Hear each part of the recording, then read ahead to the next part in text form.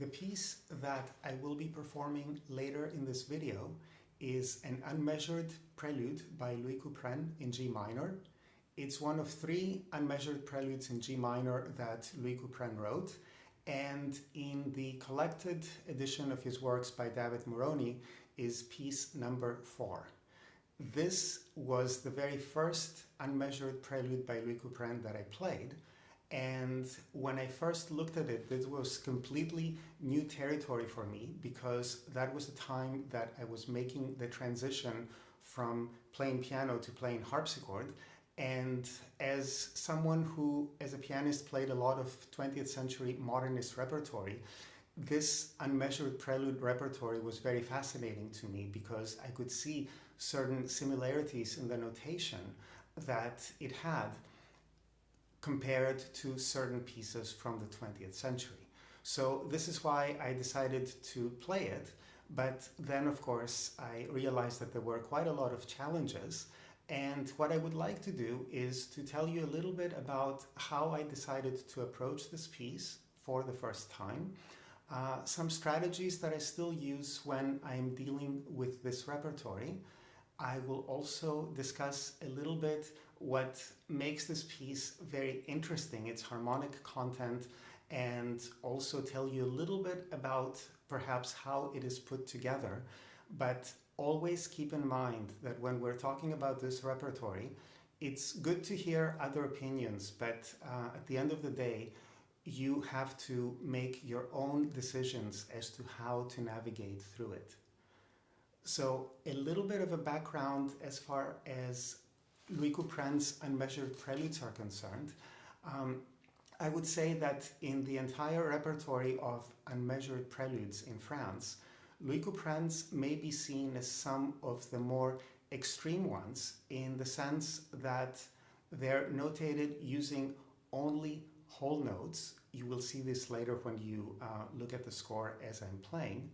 And what happens is that later composers decided to aid the performer a little bit more by using more than simply one note value. But in this case, we have only whole notes, and to make matters perhaps a little trickier, Louis Couperin died before he was able to publish any of his music. So what we have to rely on is copies made by others. So this also adds a little more difficulty, because perhaps Louis Couperin could have made some things clearer if he were to publish this music himself. On the other hand, one very interesting feature of this notation is that when you look at the score, you find all of these wonderful wavy lines, and these lines can have lots of different functions depending on the context. I will tell you later, a little later in the video, where you can read a little more about this. What I would say right now very briefly is that these wavy lines can serve different functions depending on the context. So they can delineate phrases, sometimes very, very short gestures. They can delineate chords and harmonies, or they can even tell you exactly how long you should hold certain notes within chords. So there are different functions to them. Now, when I first decided to perform this piece, the first thing I did was to get 2 different editions that were in my university library, the ones by Thurston Dart and the one by David Moroni. And I started looking at the piece. I would say the 2 strategies that, of course, I discussed a little bit with my teacher, but also I would say that the second of the 2 is probably something that perhaps I do more than other performers, at least when I've discussed this with other performers. The first strategy is to try to figure out the harmonic content of the piece. I think this is very, very important, because it helps you trying to see how you can group this, all of these notes together. Obviously, we're not supposed to simply play whole notes. We have to somehow find a way to make sense out of them. So the first thing to do, of course, is to look at the harmonic content. And if you start, for example, if you start playing this particular prelude, By the way, in front of me I have here the Thurston Dart edition. It's a copy of the Thurston Dart edition just for memory's sake, because that was the very first edition that I looked at. This is not the one that I'm actually using for the recording. I will talk about this a little later. So if you look at the beginning, for instance, and we have these notes, if you simply play them, okay, it's a G minor chord.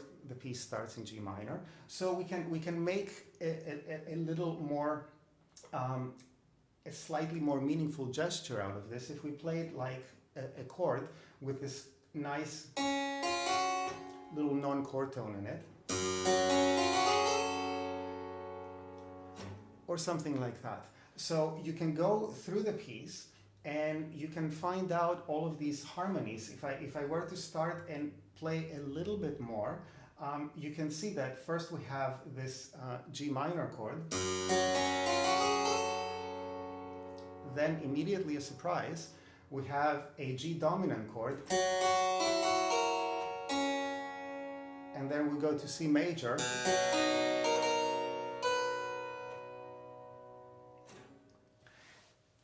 so on the one hand, this helps me group these notes together and make sense out of them. On the other hand, you can see how daring some of these harmonies are. I mean, if you think about the fact we are in G minor, and what does Couperin do? We start in G minor, then immediately the G chord becomes a dominant chord, and we go to C major, which doesn't really belong to the key of G minor at all. It's borrowed perhaps from G major, but you can tell that he's already moving away from the tonic. The next chord is an A half diminished seventh chord, and it keeps going like that. So it's a very complex, very daring kind of harmonic world that we're dealing with here. So that is one thing to do.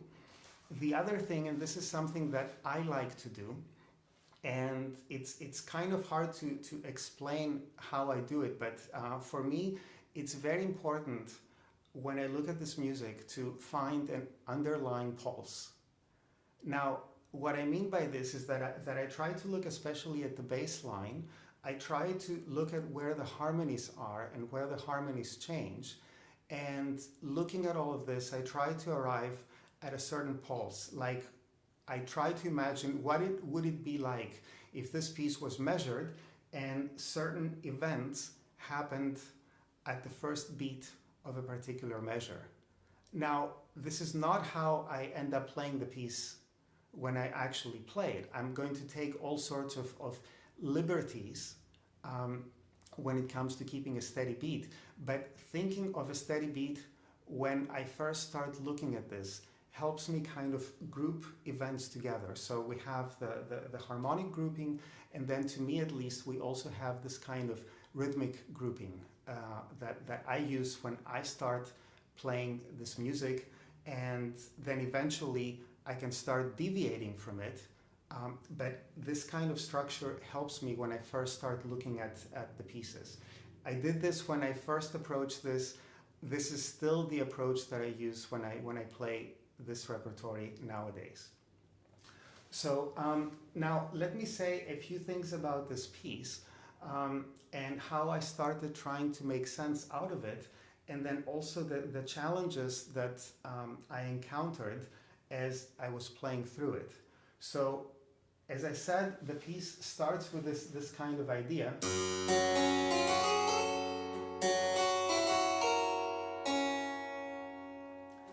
And if we look a little further, I can't say a few measures further because there are no measures, but if we look a little further, we see that the same idea, kind of like halfway through the piece, we encounter the same idea, but this time moved a fifth down to C minor. So if this is the original,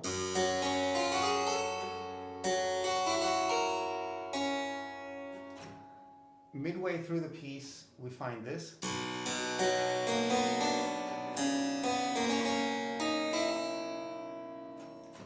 which definitely has a relationship to the beginning.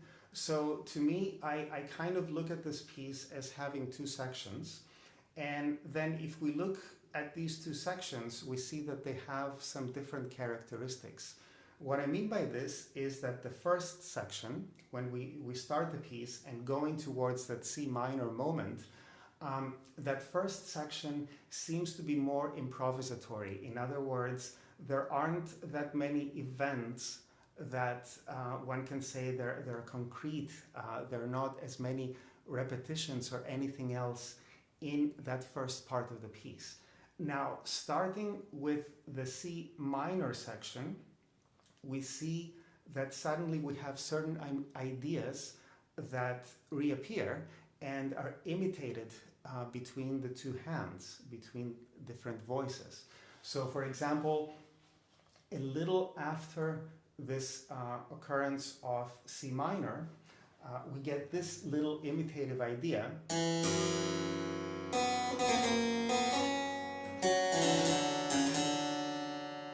And then immediately after that, we start a new idea.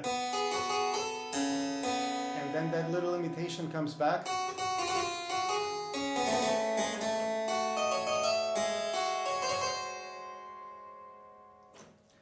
And then as we move further, there's a little connecting section, and I'm playing everything a little more slowly here, just so you have time to hear what is going on.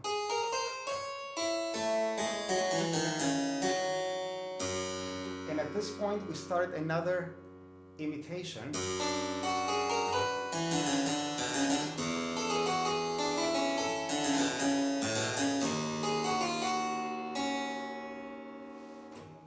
So obviously, when we have these kind of imitative moments, at least I try to give them a certain structure and a certain profile. So as if they were measured. Now, what is going to happen in this piece, if you're first looking at this repertory and you're looking at a modern edition, at least one thing that was a little striking to me was that a lot of times I felt that the right hand and the left hand, the way they were notated, if I were to make chords and harmonies out of this piece, the two hands didn't seem to be particularly well aligned at times. But I thought, okay, well, you know, if one note is a little further than the other, I move it a little bit. Keep in mind, I was a total newbie when it came to this repertory, so I had only looked at the two modern editions. So I'm thinking, okay, I'm going to move a little bit the left hand a little forward, a little back.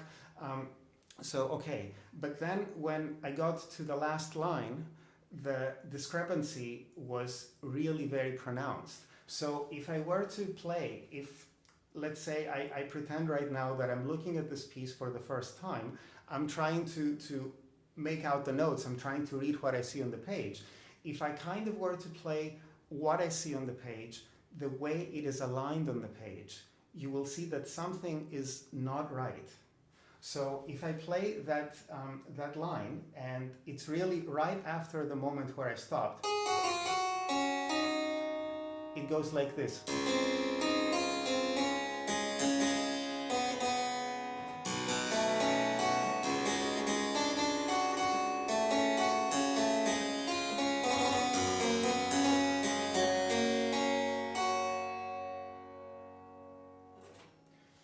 It works towards the end, but you can tell when I first started playing, there were things that simply don't seem to fit. It really seemed as if the left hand was a little too far behind the right hand.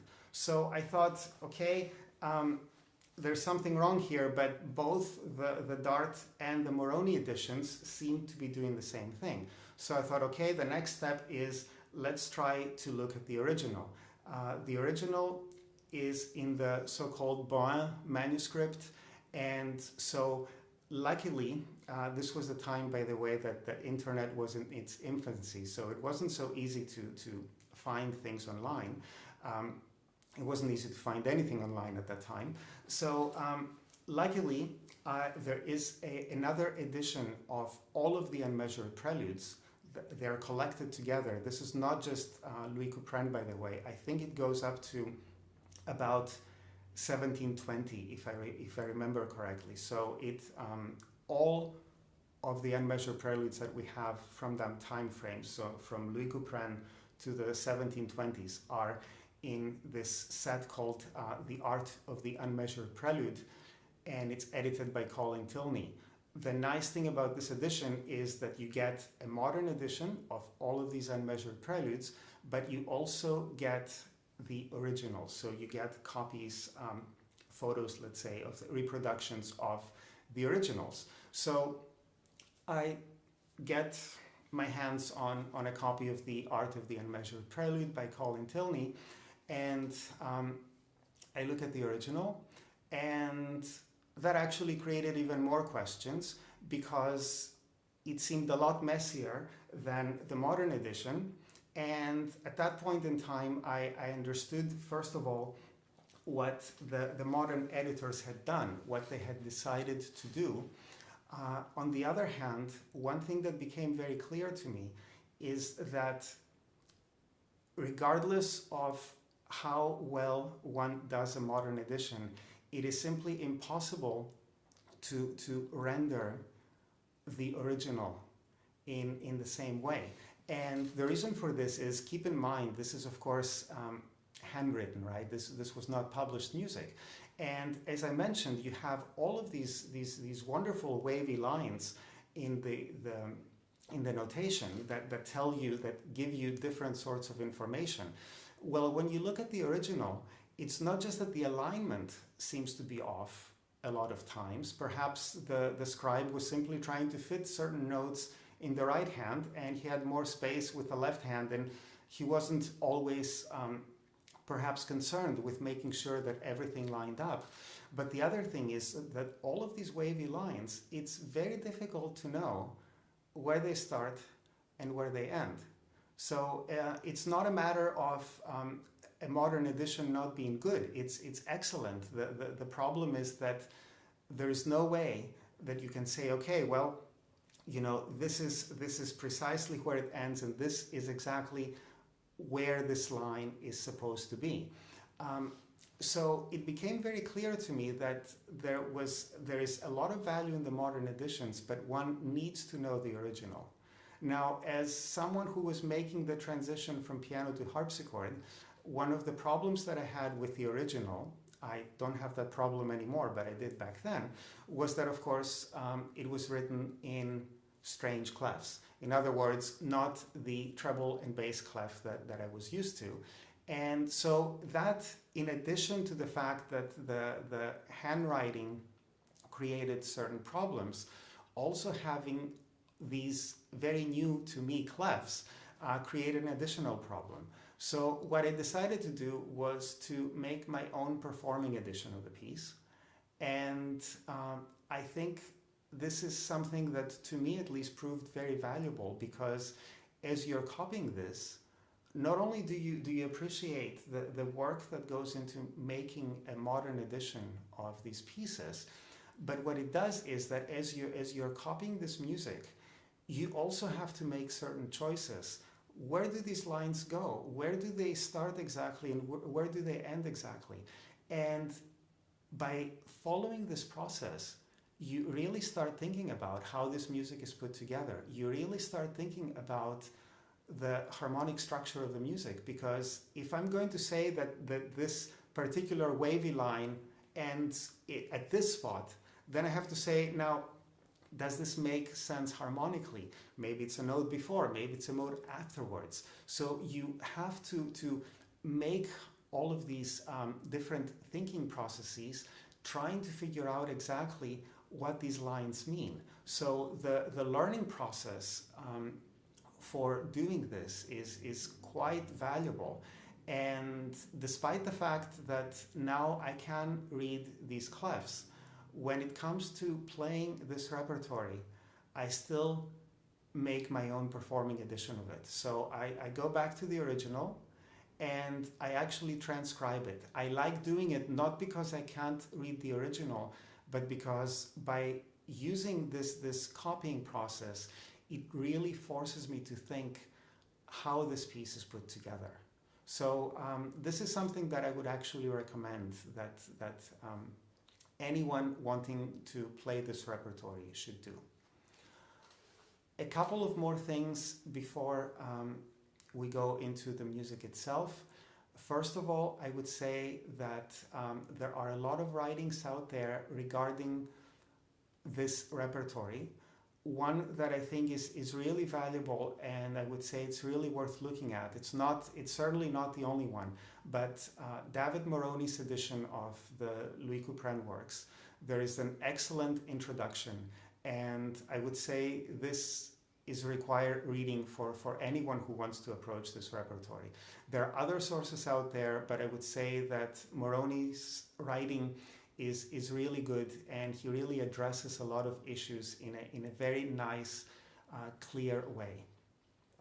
The other thing I wanted to say here is how I decided to present this recording. Basically, I recorded the piece once, but what I would like to do is I would like to present you two different scores as you're listening to this. So the first score that you will see is the Boin manuscript. So this is the original. The second time around, the score that you will see is the transcription that I made, the performing edition that I made back then when I first wanted to play the piece. This is the one I still use when I play this piece. And for me, I felt that I really had to forget my first attempts at this before I came back to it and decided to revisit this piece and play it again. As always, thank you for watching, and I hope you enjoy the performance.